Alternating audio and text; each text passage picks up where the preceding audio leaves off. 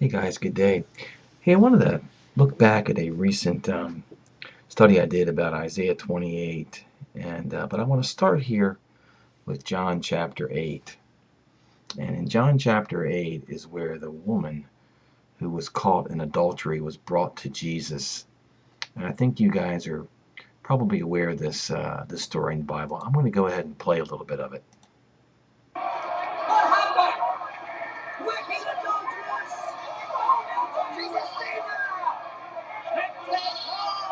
Can you save her, your husband? Take her husband! Stop! The law clear! Stop her! She must be dead and sent. What is this? She's a sinner! An adulteress! She's gonna be punished according to the law! Take her to the master!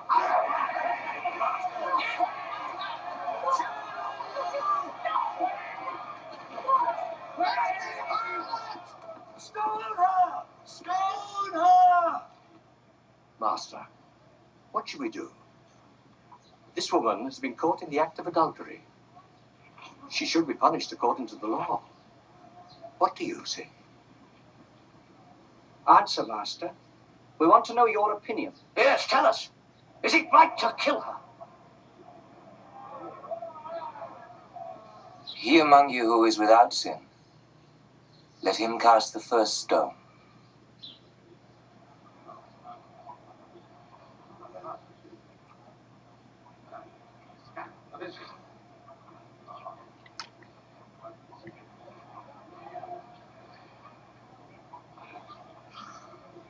So we know where this goes. Everybody drops their stones, and they don't bother to throw the stone at her because they all have sin. So the question is, going back to the word, look at the proclamation that Jesus said. He said, "He among you that is without sin, let him cast the first stone at her." We know that her is a harlot, a whore. She was caught in the act. And the question is, look at what he said. So if we take his statement literally, what we would say is that whoever is without sin, that person would be the one who would cast the first stone. So is there anybody that is without sin? So we do know that there's one person, and that would be Jesus the Lord, the King of Kings. So if we look at the context here of this story, it's John chapter 8, and it says, "And early in the morning he came again into the temple." That would be Jesus. So early in the morning. This is the next day after John 7. Let's go back to John 7. I'm going to jump back to the ESV here so we can get some titles in here. So John 7 is about Jesus and the Feast of Booths, or the Feast of Tabernacles. So if you read this story here, this part of the Bible, you know that Jesus' brothers, not his disciples, are asking him about if he's going to go up to Jerusalem and celebrate the Feast of Tabernacles. And Jesus essentially says, "No, I'm not going to go." But he does secretly show up in the middle of the week, in the middle of the Feast of Tabernacles. It's a week-long festival. And near the end of this, there's a reference here.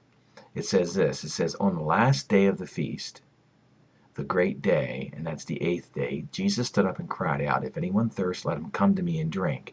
Whoever believes in me, as the scripture has said, out of his heart will flow rivers of living water.'"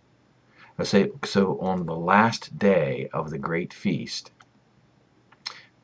Jesus stood up and made this comment. And then when you continue reading, they all went home to each of their own house. And on the next day, we'll go to the next day. So that was the last day, the 8th day. Let's go John 8. "But Jesus went to the Mount of Olives. Early in the morning, he came again to the temple." So this statement that Jesus made about casting the first stone at her was made on the 23rd of Tishri. Let me go to a calendar here. And if I go to 2018, this is the regular calculated lunar calendar. Here we have, let's see, the 15th to the 21st is the Feast of Tabernacles. The 22nd of Tishri is the 8th day, an extra day. So it appears that Jesus met the woman that caught in adultery on the 23rd of Tishri, which for whatever is October 2nd. Now, I'm not here to set dates. I'm just here to look at the context clues that are given to us in Scripture. If we go to the Enoch calendar, we can see that, and I don't know which calendar which God uses. I don't have a clue.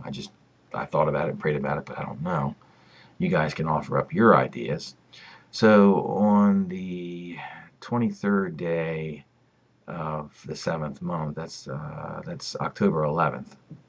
So for whatever it's worth, let's see where the Bible takes us. And I've always known there was something interesting about this right here. Let any one of you who is without sin cast the first stone at her. So obviously the answer is Jesus is the only one without sin. And he is making the proclamation that he will cast the first stone at her who appears to be a harlot. So I've seen this connection many times in the past. I might have talked about it a few times. But if we look at Isaiah 28, Isaiah 28 is the judgment of Ephraim and Jerusalem. And we know this is the first time when I read this chapter, Isaiah 28, probably 2 years ago, there was something in my spirit that told me, stop and investigate this. So it goes like it says, the proud crown of the drunkards of Ephraim. Now, I know that I can show to you that Ephraim is the USA. The USA is the modern representation of the tribe of Ephraim, and I'll show you that in a minute. And the fading flower of its glorious beauty, fading flower, which is on the head of the rich valley, of those who overcome with wine. Verse 2 is the verse that matters here. Behold, the Lord has a one who is mighty and strong. Other translations, the Lord has a strong and mighty agent, an object that is strong and mighty. And this strong and mighty object or agent or one is like a storm of hail, a destroying tempest, like a storm of mighty overflowing waters. He, the Lord, cast it down to the earth with his hand. Let any one of you who is without sin cast the first stone at her. So go back to John chapter 8, which I just said here. I knew when I read this here years ago, I said that is the same thing that's being spoken about in John chapter 8. Jesus himself is the only one without sin.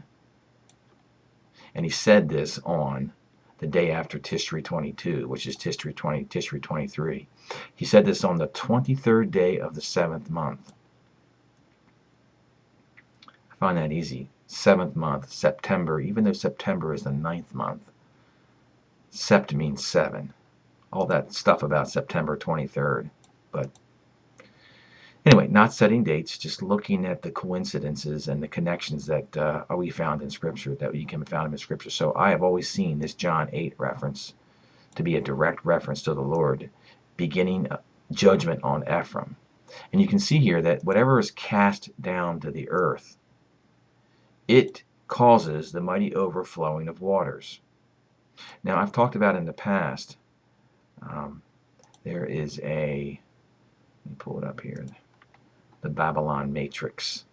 So from Jeremiah's perspective, who wrote Jeremiah chapter 50 and 51, he sees a futuristic nation that he calls Babylon. I've done this matrix before. These are all the clues given to us in Scripture. And one of them is, it's not written here, but it talks about that Babylon would be destroyed with waves, tumultuous waves. And we see that here in Jeremiah 51 verse 45. The sea shall come upon Babylon. She is covered with a multitude of waves. Okay, so we learn from Isaiah 28 that Ephraim will be overcome with waves also. So really Ephraim and Babylon are really the same thing. I've talked about this in the past. I've always seen this country starting out as Ephraim, and that we were taken over by Babylon, the world's monetary system, at some point early in the 19th century with the um, with the Federal Reserve Act. So I'm not setting dates. I just know that here shortly we are coming upon the 23rd here, October 2nd. I've looked at dates before. I've been wrong 100% of the time. I have no clue if there's any validity here. I just know that we are coming upon the time that we all know, we can feel it, that events are going to begin. So I was going to jump through and just look at a few things. I have a couple of documents here for folks who want to understand about Ephraim, who've never seen I'm sorry guys, who've never seen this analysis before.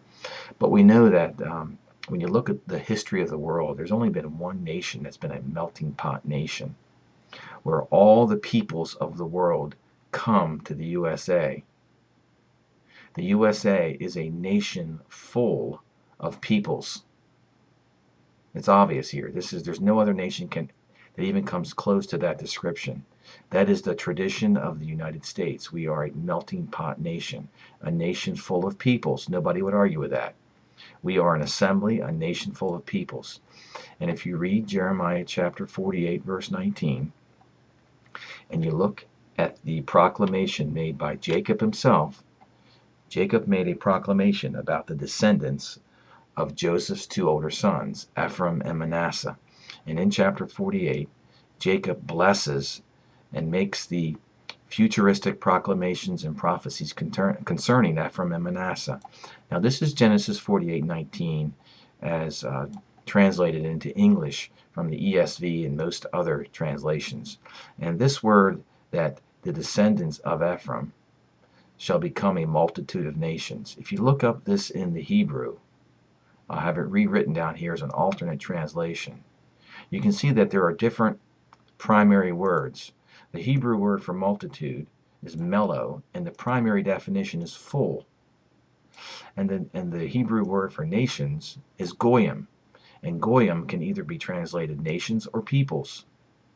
So when you read Genesis 48:19, it goes like this: But Jacob refused and said, I know Joseph, I know. Manasseh will also become a people, and Manasseh will also be great. However, Ephraim, that's the younger brother nation, shall be greater than Manasseh, and Ephraim's descendants shall become full of peoples. Ephraim's descendants shall become a nation full of peoples. That right there, that one verse, identifies the United States as Ephraim, the modern representation of the tribe of Ephraim. Now we know the name Ephraim means, Joseph gave him that name, it means double blessing. And what other country in the world has been blessed by God more than the United States? Now the United States has an older brother nation that's called Great. So it fits here. This clue fits too with Great Britain. Great Britain is Manasseh, and Ephraim is the USA. And when we go to the prophet Hosea, we can see what happens to Ephraim. Hosea 5 is an unfulfilled prophecy found in the book of Hosea. And it goes like this: Hosea 5 verse 9, Ephraim, USA, shall become a desolation in the day of punishment. He says, then the princes of Judah, that would be modern day Israel, have become like those who move a boundary line. Now Trump's got a land for peace deal, where he'll be moving a boundary line. Or that's what it sure seems like he's going to be presenting it tomorrow on September 25th. Upon them, Judah and Ephraim, I will pour out my wrath like water. Ephraim, USA, will be oppressed, crushed in judgment, because he has determined to go after filth. So it's clear to see from two different vantage points. From the prophet Hosea, the United States is the modern representation of Ephraim. It's clear to see in that verse. No other pair of nations, Great Britain and the USA, you can't select any other pair of nations that has these distinctive qualities, attributes that Jacob prophesied about. There's no other nations. You can't. There's nothing out there. Try. You can't figure it out. France and Canada, Spain and Mexico, there's nothing. You can't look at an older brother and a younger brother nation that has these qualities where the younger brother is greater than the older brother.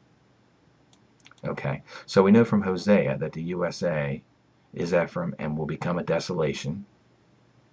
And we know that the waters will come over it, as it says in Isaiah 28.